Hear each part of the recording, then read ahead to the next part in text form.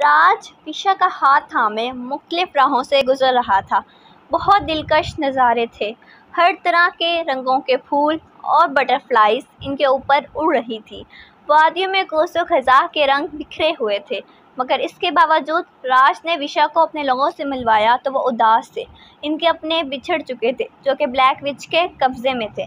इनके घर उजड़ चुके थे। वादियों के हुस्न से कोई फ़र्क नहीं पड़ता था जब तक इनके लोग खुश ना होते। विशा को उन लोगों की तकलीफ़ ने बहुत उदास किया था।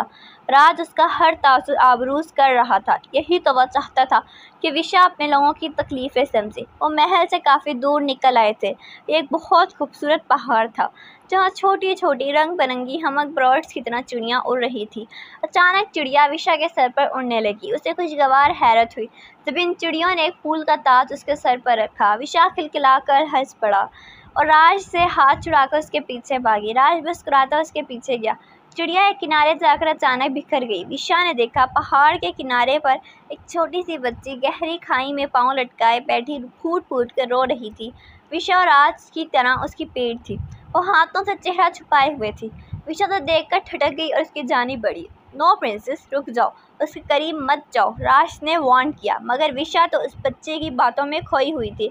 मीठी सुरीली बारीक आवाज़, मुझसे कोई प्यार नहीं करता, मेरा कोई नहीं है, कोई मुझे दोस्त नहीं बनाता, सिसकियाँ गूंजी। विशा उसके बहुत करीब गई। प्रिंसेस नो, दूर रहो इससे, राज ने फिर कहा। मगर विशा ने उसके छोटे से कंधे पर हाथ रखा। उसे ललकर मैं बनूंगी तुम्हारी दोस्त। आह! विशा की खराश चीख फ़ज़ा में बुलंद हुई। फ़ौरन कदम पीछे लिए, क्योंकि जब उस बच्ची ने मुड़कर देखा तो उसका चेहरा इंतहाई भयानक था, हथरदौना था। विशा भाग कर आकर पहरेदारों के सामने ही राज से बुरी तरह लिपट गई और फूट फूट कर रोने लगी। वह बच्ची शरारती सी हंसी हंसकर फिजा में गायब हो गई, जैसे प्रिंसेस डराकर खूब लुत्फ उठाया हो। राज ने विशा की पीठ से लाई। मैंने तुम्हें वार्न किया था प्रिंसेस, ये जमीरा थी, इसी वादी में रहती है, बहुत शरारती है, अक्सर मुसाफिरों को ऐसे डराती है। विशा रोए जा रही थी। प्रिंसेस चुप करो, ब्रेव बनो। विशा ने उसके सीने में मुंह दिए जोर से ज़ोर से नफ़ी में सर हिलाया। वहीं पास मौजूद एक पहरेदार ने ख्वार नज़रों से यह सीन देखा। प्रिंसेस, तुम सिर्फ मेरी हो, दूर हटो इससे। वहीं मौजूद साहिब जबड़े बींच कर दिल में पनकारा। ओके, फिर यहीं पहरेदारों के पास रुको, मैं अभी कुछ देर में आया। तुम्हारे लिए ऐसी चीज़ लाऊंगा कि तुम हर चीज़ भूल जाओगे। राज ने विशा को खुद से अलग किया और उसकी आंखों में झांका। विशा कुछ हद तक संभल चुकी थी। बाद में सर हिलाया। ओके, आंखें बंद करो, मैं ड्रैगन बनूंगा, नहीं चाहता तुम मज़ीद डरो। विशा ने फौरन हाथों में चेहरा छुपाया। राज मुस्कुराता दूर हटा। कुछ देर बाद ही फिजा ड्रैगन की ढाल से गूंजी। वो वादी की दूसरी जानिब उड़ा, ये जाने बगैर कि अपनी ज़िंदगी की फाश तरीन गलती कर चुका है, समझे बगैर कि उसकी गलतफहमी हो सकती है कि दिन के उजाले में पहरेदारों के बीच इन पर अटैक नहीं हो सकता, प्रिंसेस को कोई नुकसान नहीं पहुंचा सकता। विशा एक पत्थर पर बैठ गई। जल्दी वहां मौजूद ब्लैक विच और साहिर ने पहरेदारों को अपने बस में कर लिया। विशा अपने ही ख्यालात में खोई हुई थी जब पीछे से आहट महसूस हुई। मुड़कर देखा तो राज था। चेहरे पर गैर मामूली सी अजीब मुस्कुराहट थी। आओ प्रिंसेस, राज ने करीब आकर उसकी जानिब हाथ बढ़ाया। विशा ने संवारिया निगाहों से उसे देखा। महल वापस चलें? राज, आपने तो कहा था कि आप मेरे लिए कुछ लाएंगे। हाँ लाया ना, चलो चलते देखते हूँ। राज को जाने किस चीज़ की जल्दी थी। हाथ खींचे उसे एक सुनसान से रास्ते पर ले जाने लगा। कि देखो, मैं तुम्हारे लिए ब्रेस लाया हूँ। राज ने हाथ आगे बढ़ाया तो एक टहनी थी जिस पर ढेर सारी चेरी शिप बेरीज थी। राज, इनके कलर ब्लैक क्यों हैं? टेस्ट करके देखो, फिर पता चलेगा। राज ने कहा तो 3-4 बेरीज तोड़कर खाना शुरू की। और आज अब मैं समझी, इनका टेस्ट तो बिल्कुल चॉकलेट की तरह है, इसलिए ब्लैक है। विशा एक्साइटेड हुई और काफ़ी सारी बेरीज खा ली। प्रिंसेस, बहुत मोहब्बत करता हूँ तुमसे, बहुत इंतज़ार किया है इन पलों का, अब हमेशा मेरे साथ रहोगी, मैं तुम्हें यहाँ से बहुत दूर ले जाऊँगा। विशा को चकराते सर और आंखों के सामने घूमती दुनिया के बीच राज की अजीब बातें बिल्कुल समझ में नहीं आ रही थी। कुछ ही पलों में विशा सामने वालों के बाजू में झूल गई थी। साहिर अपनी असल शक्ल में वापस आया और मसरूर सा प्रिंसेस को बाहों में भरा और उसके बाजू में आते ही विशा का लिबास स्याह पड़ चुका था। साहिर उसे ब्लैक फॉरेस्ट के बीचों बीच चल पड़ा। साहिर उसे बाजू में उठाए ब्लैक फॉरेस्ट के बीचों बीच बनी झोंपड़ी में आया था। वो जानता था प्रिंस में अभी इतनी ताकत नहीं कि वह यहाँ का पता आसानी से लगाए, जिसका रास्ता ब्लैक विच ने लोगों की नज़रों से ओझल कर रखा था। सामने बनी झोंपड़ी में वो दाखिल हुआ। वो बाहर से एक झोंपड़ी दिखती थी, मगर अंदर से बेहद कुशादा एक घर बना हुआ था, जिसमें ब्लैक विच की इंतहाई डरावनी और भयानक काले जादू की चीज़ें थीं, जिन्हें साहिर को प्रिंसेस के उठने से पहले हटाना था। इसलिए जल्दी से प्रिंसेस को लाकर उसे एक बिस्तर पर लटा दिया और ख़ुद वो जिन जल्दी से वहाँ से हर चीज़ गायब करने लगा। कुछ ही देर में हर काली भयानक चीज़ गायब थी और वो इंतहाई खूबसूरत घर था। विशा बेचैनी से कसमाई तो वो प्रिंसेस के पास उस बेड के करीब चला आया। विशा ने धीरे धीरे बोझल से होते दिमाग और भारी पड़ती आंखें खोलकर सामने देखने की कोशिश की। साहिर ने फ़ौरन रूप बदला। विशा ने मंडी मंडी आंखें खोली। राज, मेरा सर। क्या हुआ माय प्रिंसेस, तुम ठीक तो हो? वो करीब आया। विशा उठकर बैठ गई और अब ज़रा होशो खवास वापस आए तो इर्द गिर्द का बगैर जायज़ा लिया। उसे हैरत हुई। राज, हम कहाँ हैं? विशा ने हैरानी से खूबसूरत से घर को देखा। प्रिंसेस, हम यहाँ घूमने आए थे। तुम थक गई और रात हो गई तो हमें यहीं रुकना पड़ा। ये किसका घर है राज? विशा ने राज को गौर से मुस्कुराते देखा। प्रिंसेस, तुम सवाल बहुत करती हो, लेकिन अब बस आराम करो। वो इसके करीब बैठा। विशा बेतहाशा चौंकी, बगूर इधर देखा। राज, मुझे माफ़ कर दे, विशा नरमी से बोली। किस लिए प्रिंसेस? साहिर नरमी से बोला। कल रात के लिए। मुझे पता नहीं क्या हो गया था। हालांकि इंसानी दुनिया में मैं आपको मना नहीं कर पाई, मगर यहाँ जहाँ आपको मेरी सबसे ज़्यादा ज़रूरत थी मैंने मना कर दिया। आप चाहें तो आज अपनी ख्वाहिश पूरी कर सकती हैं। साहिर को विशा की बात सुनकर आग तो बहुत लगी, मगर वो तो अपने आज जीना चाहता था, इसलिए गहरा मुस्कुराया। हाँ प्रिंसेस, हम एक हो चुके थे, तुम्हें इतना नहीं घबराना चाहिए। मगर कोई बात नहीं, आज फिर हम बहुत करीब आ जाएंगे, कोई हमें अलग ना कर पाए। इतनी जल्दी प्रिंसेस को पाने की ख्वाहिश पूरी हो जाएगी सोचा नहीं था। वो पीछे मुड़ा और प्रिंसेस के चेहरे पर झुकने लगा। जब एक बिजली सी गूंजी थी, वो बल खाता पीछे हटा। प्रिंसेस के हाथों से निकलने वाली इस बिजली ने बड़ी शिद्दत से दूरदवार के साथ पलटा। विशा फौरन बेड से उतरी। राज, नहीं हो तुम, कहीं और हो। जल्दी बोलो कौन हो, नहीं तो जलाकर राख का ढेर बना दूंगी। विशा गड़ाई। साहिर के इसके करीब बैठने से रात की खुशबू की बजाय अजीब सी सेल महसूस हुई थी। तभी पास बैठे शख्स से सच जाने के लिए हवा में तीर चलाया, जो कि सीधा निशाने पर लगा। वो जानती थी बहुत अच्छी तरह कि राज उसे महल के अलावा कहीं लेकर जाने की गलती नहीं करेगा, इसलिए अब जो सामने था वो यकीनन राज नहीं था। इंसानी दुनिया में करीब आने का झूठ बोला, जो कि सामने वाला नहीं जानता था, इसलिए बेवकूफ़ों की तरह एतराफ़ कर गया। साहिर लड़खड़ाता उठा, मगर चेहरे पर मकड़ू मुस्कुराहट थी। कर बहुत अच्छा लगा प्रिंसेस कि मेरी हकीकत जानने के लिए तुमने मुझसे झूठ कहा। तुम बिल्कुल अनछुई हो मेरे लिए, क्योंकि आज मैं तुम्हें हमेशा के लिए अपना बनाने वाला हूँ। Shut up you. वो गुस्से में इंसानों की तरह से गाली दे बैठी। पहले राज के बेस से बाहर तो अब बुज़दिल, फिर मुझसे बात करना। ओह, तो मेरी प्रिंसेस को राज की शक्ल पसंद नहीं, इसलिए मुझे अपनी असली शक्ल में देखना चाहती है। आपकी ख्वाहिश सर आँखों पर प्रिंसेस। और कहता अपनी असली शक्ल में वापस आया, मुसलसल अपनी बातों से विशा को तैश दिला रहा था। विशा साहिर को देखकर हैरान हुई। तुम्हारी हिम्मत कैसे हुई मुझे यहाँ लाने की? राज तुम्हें छोड़ेगा नहीं। विशा ने दांत पीसे। और यहाँ तक पहुँचेगा तो तब ना। प्रिंसेस, पहुँच भी गया तो तुम्हें नहीं ले जा पाएगा, क्योंकि मैं तुम्हें अपना बना चुका हूँ। खबरदार आगे एक लफ्ज़ भी बोला या कोई बकवास की तुम्हें तो मैं। फिर उसकी बातों से गुस्से में पागल हो गई और उसकी जानिब हाथ लहराए। इससे पहले विशा के हाथों से निकलने वाली बिजली फिर साहिर पर गिरती। उसने अपने हाथों से इशारा किया। 5 उंगलियों में से निकलने वाली स्याह रेसियाँ विशा के गिर्द और कलाई से लिपटी उसे बेड पर पटक गई। आह! प्रिंसेस, कोशिश भी मत करना। प्रिंसेस हो, क्वीन नहीं, जो मुझसे मुकाबला कर सकती हो। भूल जाओ इस राज को, बस मेरे बारे में सोचो। आज मैं तुम्हें हासिल करके ही छोड़ूंगा प्रिंसेस। विशा बुरी तरह तड़पी। अपनी कलाइयाँ और ख़ुद को इन काली रस्सियों से छुड़ाने के लिए एड़ी चोटी का जोर लगाया, मगर सब बेसूर। वो बेबसी के एहसास से बेतहाशा रो दी। इस भयानक और मकरू चेहरे वाले जिन को खुद की तरफ बढ़ते देख अपने मर जाने की दुआ की। राज। विशा बेबसी से हल के बल। राज वापस आया तो विशा बड़े से पत्थर पर बैठी उसका इंतज़ार कर रही थी। वो मुस्कुराता करीब आया। प्रिंसेस, अब क्या फील कर रही हो? बेहतर। वो मुस्कुरा कर बोली तो राज को सुकून आया। ये देखो मैं तुम्हारे लिए क्या लाया। राज ने एक प्याला आगे बढ़ाया।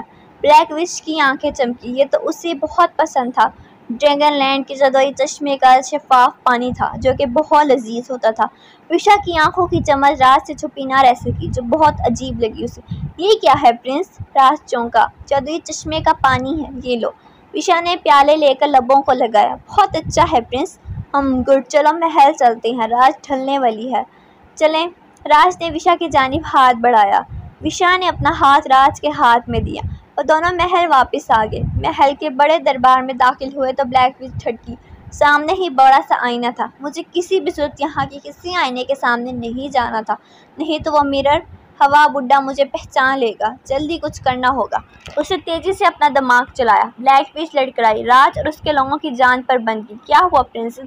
राज परेशान से उसके करीब आया। कुछ नहीं प्रिंस, बहुत ज़्यादा थकावट महसूस हो रही है, मैं आराम करना चाहती हूँ। ओके आओ, मैं तुम्हें कमरे तक छोड़ दूँ। राज ने उसे बाहों में उठाया। फातिहाना सी मुस्कुराहट लबों पर आई, जैसे वह मक्कार जादूगरनी आसानी से छुपा गई। राज उसे अपनी ख्वाबगाह में लाया और बिस्तर पर लिटा दिया। प्रिंसेस आराम करो, मैं दरबार में होकर आता हूँ, लोग इंतज़ार कर रहे हैं। अपना ख्याल रखना। ओके।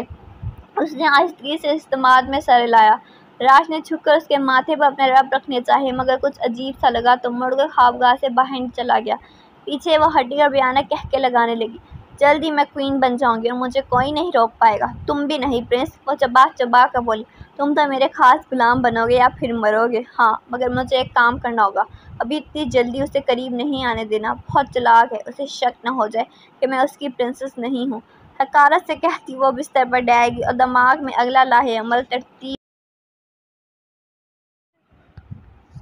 वो काफ़ी देर दरबार में बैठा, लोगों के मसले मसाइल सुनता रहा और इन्हें हल करने की कोशिश करता रहा। सबकी एक ही डिमांड थी, प्रिंस जल्द ही ब्लैक विच का खात्मा कर दे, इससे पहले वो कोई नई चाल चले या किसी और तरीके से हम पर या महल पर हमला करे। वो सुनता रहा। लोगों के दिलों में अपनी प्रिंसेस को लेकर भी एक खौफ था, कि एक धड़का कि कहीं ब्लैक विच उसे नुकसान न पहुंचा दे। वो अपनी प्रिंसेस से बहुत मोहब्बत करते थे। राज ने सर्द सी आह भरी और दरबार बर्खास्त कर दिया। सब जा चुके थे, बस उसी के बहुत खास खदमतगार उसके आसपास थे। उसने तख्त के कुरान से सर टिकाकर आंखें मोदी। ग्रैंडफादर, क्या बात है? जब से आप लौटे हैं मुझे ऐसा क्यों महसूस हो रहा है आप काफ़ी उदास हैं।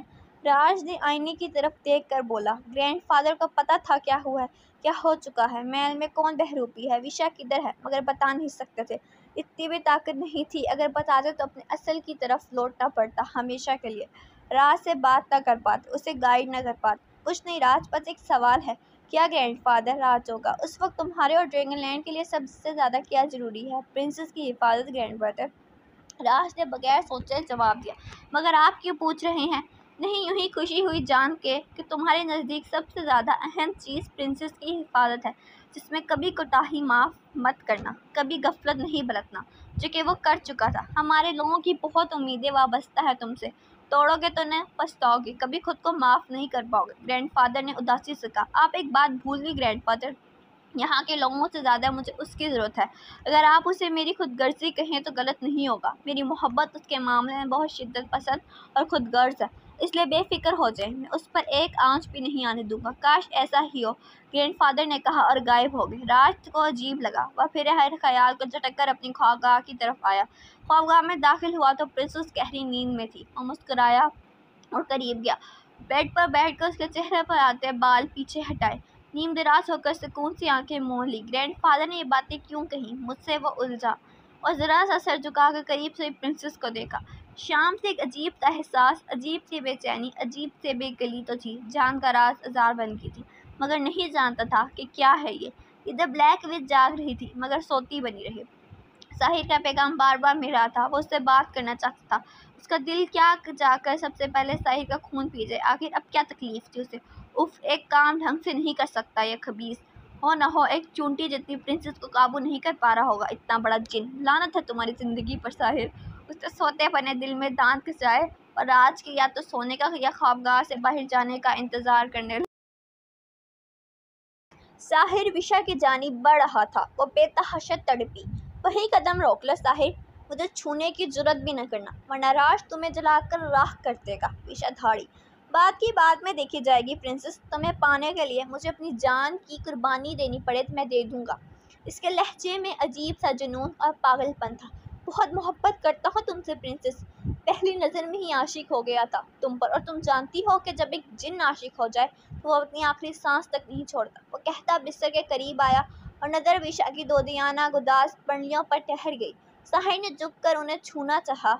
नो साहिर, दूर हटो मुझसे, छूना मत। आंखों में आंसू लिए वो चलाई। साहिर ने उसे छूना चाहा, मगर फिर उस सफ़ेद सी बिजलियों से कई फुट दूर उछाल दी। वो गुस्से से पागल होता एक मरतबा फिर उठा और प्रिंसेस पर झुकने लगा, मगर एक बार फिर उछलकर कई फुट दूर उछाल दिया गया। अब वो शदीद तैश ख्याल में प्रिंसेस की जानिब बढ़ा, मगर फिर नाकाम हो गया और हर मरतबा नाकाम ही हुआ। वो पागल हो चुका था, मगर प्रिंसेस को छू नहीं पा रहा था और तैश की आलिम में चंगाने लगा। उसकी दिलरोज़ आवाज़ ब्लैक फेरस का सीना चीरती 400 पहर रही थी। अब विशा ने मज़ाहमत बंद कर दी और ज़रा सा खिसक कर तकिया पर नींद दराज हुई। बेहद हकारत और तंजिया मुस्कान से इस खबीस जिन को बेबसी से चंगारते देखती रही। छोड़ दो मुझे साहिर, अपनी इसी नाकामी से अंदाज़ा लगा लो कि मैं सिर्फ और सिर्फ राज ही हूँ। इसके अलावा मुझे कोई नहीं छू सकता। छोड़ दो मुझे। विशा धाड़ी, तुम्हारी खाम ख्याली है प्रिंसेस। इससे अभी तोड़ निकाल कर अभी आता हूँ तुम्हारे पास, इंतज़ार करो मेरा। वो कहता बसम करने वाले अंदाज में बाहर निकल आया और बार बार ब्लैकविच को मुखातिब करने की कोशिश करने लगा, मगर वो तो जैसे सुन ही नहीं रही थी। उससे ज़ाहिर को और गुस्सा आया और उसकी भयानक आंखों में से शोले निकलने लगे। इधर ब्लैकविच सोती बनती रही। उसने अपनी तमाम ताकतें इस रूप को ढालने में झोंक दी थी, हत्ता कि ड्रैगन प्रिंस उसकी खुशबू से भी नहीं पहचान सकता था। तो ब्लैकविच ने इस बात का भी ध्यान रखा था कि उसकी खुशबू भी बिल्कुल प्रिंसेस जैसी हो। राज काफ़ी देर प्रिंसेस के पास बैठा रहा। बेतहाशा चौंका उस वक्त जब उसे अपने कानों में किसी के चंगाने की आवाज़ सुनाई दी। वह फौरन उठा। महल में प्रिंसेस महफूज थी। वो महल की छत पर आया और ड्रैगन बनकर महल की हदूद में उड़ने लगा। ब्लैकविच गुस्से से पागल होती पनकार उठी और मंतर फूंककर जोर से हवा में हाथ लड़ा। काला सा धुआं बना जिसमें साहिर की गसीली महसूस शक्ल दिखाई दी। तुम्हें तकलीफ क्या है आखिर खबीस जिन? सुकून नहीं है? क्यों चंगा रहे हो? अगर प्रिंस को जरा सी भी भंक लग गई तो जलाकर भस्म कर दूंगी। ब्लैकविच धीमे लहजे में चिल्लाई। मैं प्रिंसेस को छू नहीं पा रहा, उसके करीब नहीं जा पा रहा, और तुम कहती हो मुझे क्या तकलीफ है? साहिर ने भी दांत पीसे। थोड़ी सी अकल इस्तेमाल कर लेनी थी गंदी शक्ल के खबीस जिन। अपनी जिन वाली बदबू तो दूर कर लेते। वो पहचान गई तुम्हें, मगर पहले तुम्हें उसे छू पा रहा था, अब क्या हुआ? साहिर का दिल क्या ब्लैकविच की मनहूस गर्दन मोड़ दे। पहले वो तुम्हें राज समझ रही थी और उसकी मर्जी थी कि तुम उसके करीब चले गए। बहुत बड़ी गलती कर दी तुमने अपना असल रूप डाल कर। और ड्रैगन प्रिंस की बीवी है, ऊपर से इंसानी रस्म हुई है शादी की, जिससे इनका रिश्ता और मजबूत हो गया। अब तुम उसकी मर्जी के बगैर उसके पास नहीं जा सकते, और ये सब तुम्हारी कमअक्ली का नतीजा है। ब्लैकविच कड़ाई। मेरी अकल पे मातम बाद में करना, मुझे उसका तोड़ चाहिए। मुझे हर हाल में प्रिंसेस चाहिए। तोड़ कुछ नहीं है सिवाय इसके कि ड्रैगन प्रिंस मर जाए या वो खुद तुम्हें अपनी मर्जी से अपने करीब आने दे। मार डालो ड्रैगन प्रिंस को। साहिर फनकारा। तुम प्रिंसेस की वजह से पागल हो चुके हो। ऐसे कैसे मार डालूं? इंतजार करो करतक का। मैं ऐसा जाल बिछाऊंगी कि ड्रैगन प्रिंस मुझे अपना लेगा, फिर मैं क्वीन बनूंगी और मार डालूंगी उसे। फिर प्रिंसेस के साथ जो चाहे मर्जी कर लेना और अपना मुंह बंद रखो और इंतजार को। नहीं कर सकता इंतजार। साहिर ने अपने बाल नोचे। तो मरो फिर कहीं जाकर, मगर कोई गड़बड़ मत करना। अब वो गड़ाई। हाथ नीचे लिया, धुआं हवा में तहलील हो गया। वह चुपके से आकर फिर बिस्तर पर लेट गई और